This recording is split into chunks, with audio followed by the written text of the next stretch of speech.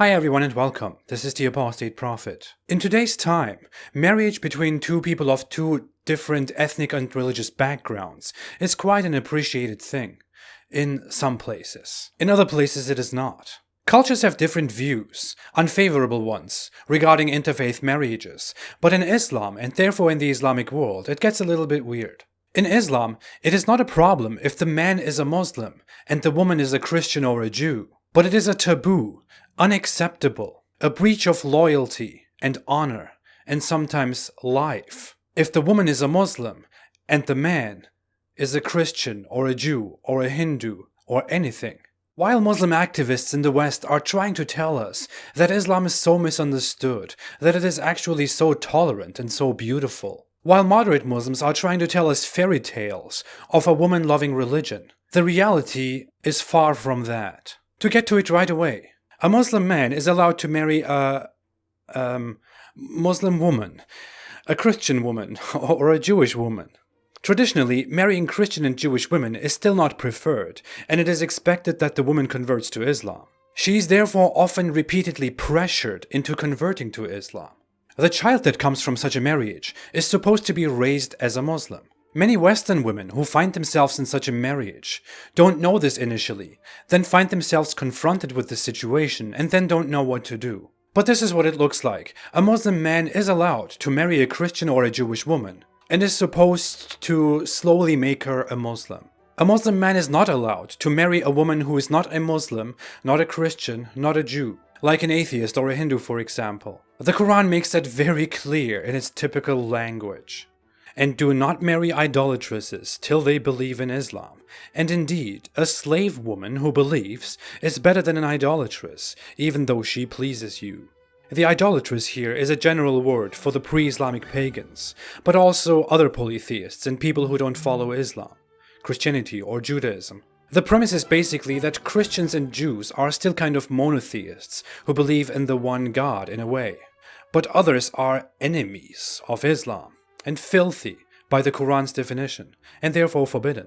When we come to Muslim women, however, it's different. Although a Muslim man can go and get himself a wife from outside his own faith, a Muslim woman can never marry anyone who is not a Muslim.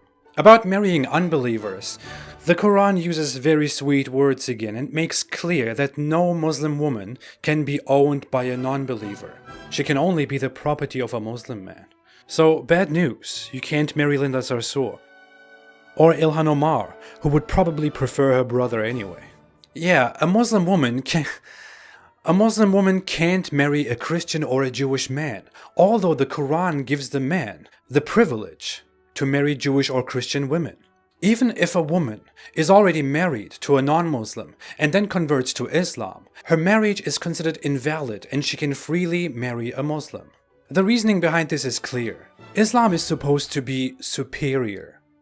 It's supposed to rule and be prevalent, not to be ruled over. Both the Quran and the Hadith make that very clear on so many occasions. The Quran also makes it clear that a man is the protector, the one in charge, of a woman, and that a woman has to obey the husband, that she could be beaten if she doesn't subdue herself.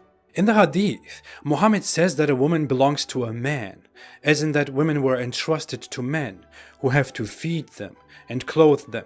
So women are lower and are under the protection of men, which is also why men can easily divorce their wives, for example, while women have to apply to a higher authority and have to find a good reason to do that. Since Islam has to prevail and carries priority, and men are in charge of women, a Muslim man can freely marry a Christian or a Jewish man and then raise the kids as Muslims. But a Muslim woman cannot do the same thing, because women are considered fragile, weak-minded, lesser humans. As you can see, Islam doesn't really care about whether there is love, humanity, and goodwill in this. Neither does it remotely consider women and men socially equal to each other. This is only one of many ways in which Islam shows that a woman is considered a slave, cattle, an assistant, an unreliable assistant to a man. This also shows that Islam is a political, a male supremacist system that is far beyond sweet tolerance talks that annoying activists present to you. Marriage in Islam is not simply a civil union, a holy togetherness, or love. It is a political move, which is no surprise, because Islam is a political system. It wouldn't just let marriage get in its way of global domination and boring or scary male supremacy.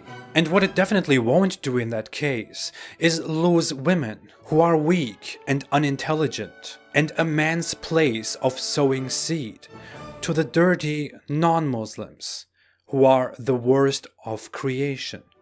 Religion of peace and tolerance, and feminism. Thanks for watching.